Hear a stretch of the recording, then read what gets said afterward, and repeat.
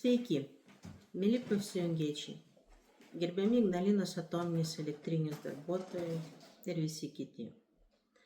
Spalio 22 dieną mūsų nepriklausomos profsąjungos atstovai buvo pakviesti į Seimo ekonomikos komiteto posėdį dėl klausimų, kurį mes kėlėm dar rugpjūčio mėnesio pradžioje.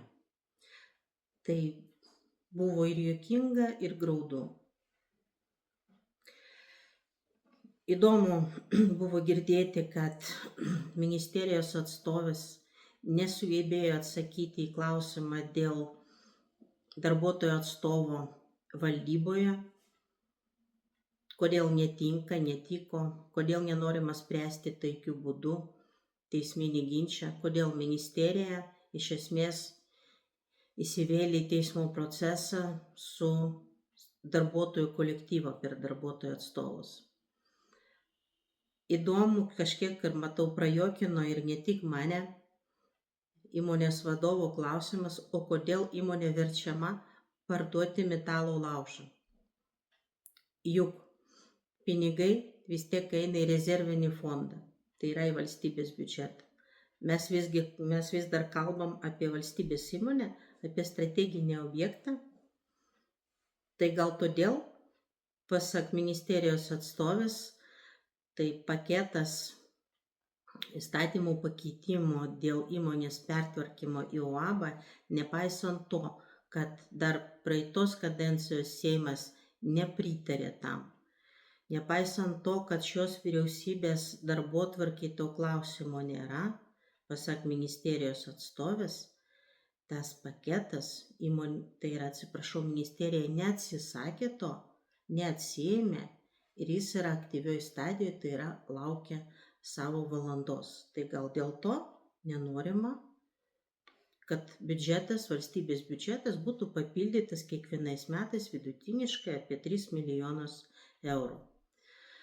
Tai argumentai apie tai, kad svyruoja metalo laužo kainos, mano galva yra niekinis.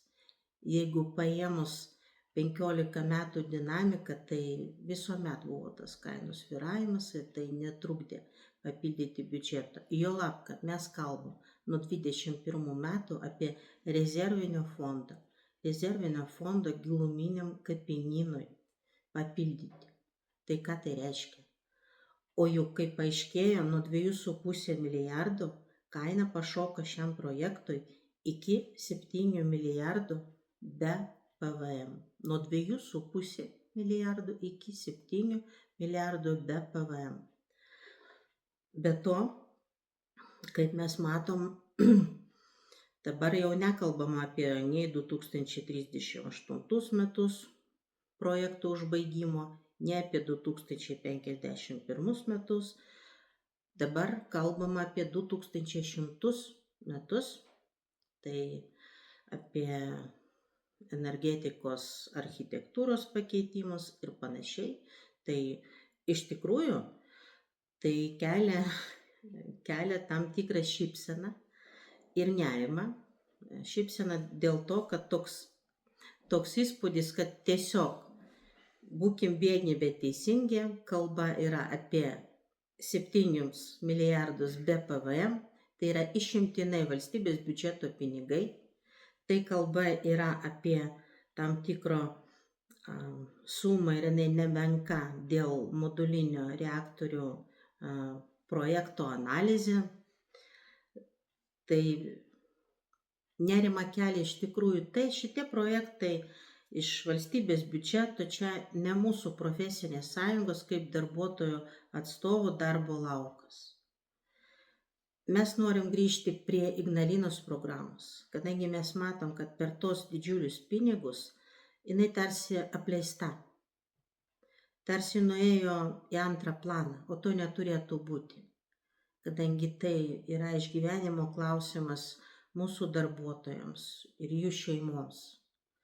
Tai bet kas tie 678 milijonai palyginus su 7 milijardais be PVM, ane? Bet visgi mums tai svarbu. Tai grįžtam prie ekonomikos komiteto, tai mūsų buvo užduoti klausimai labai paprasti. Tačiau vietoj atsakymų įmonė parodė prezentaciją.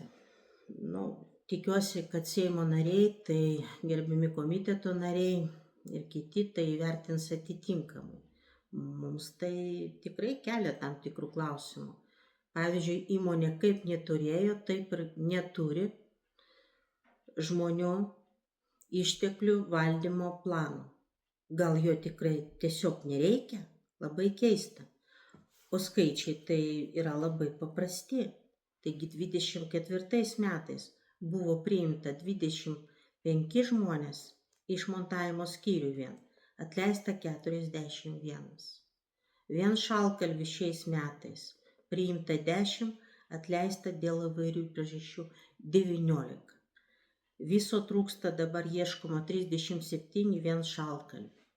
Tai reikia suprasti, kad mūsų įmonė po antro bloko sustabdymo iš esmės patapo vienu didžiuliu išmontavimo skyriumi. Labai daugialypiu. Pagal darbų pobūdį labai daugialypį. Didelis išmontavimo skyrius. Bet ką mes matom? Mes matom, kad čia yra gerų ir geresnių. Žmonės jau kalba paprastai ir vartoja žodį labai negražų – segregacija. Komitetui buvo pasakyta, kad šiais metais priimta 89 žmonės. Taip, bet pirmą kalbam apie kaitą.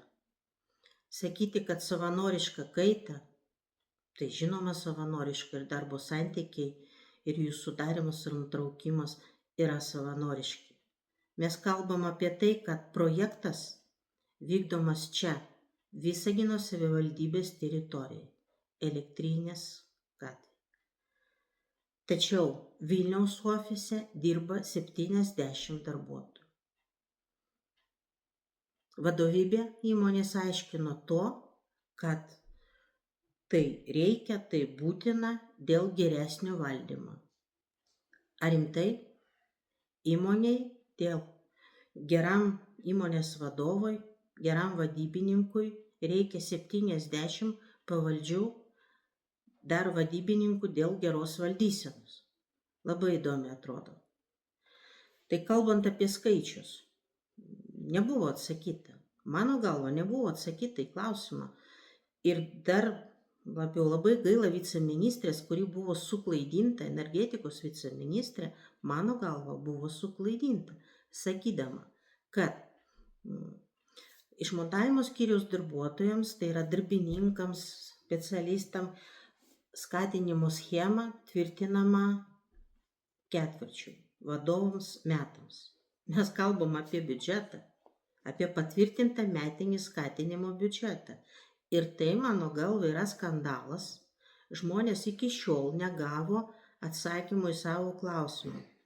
Remintis kokiais kriterijais visgi bendras biudžetas, tai yra 251 žmogus, žmonės tie, kurie buvo, mes kalbam, kad deginami per paskutinį praeitų metų ketvirtį ir pasirodo veltui, tai paaiškinsiu kodėl, tai jų biudžetas visas sudarė viso labo 260 tūkstančių eurų.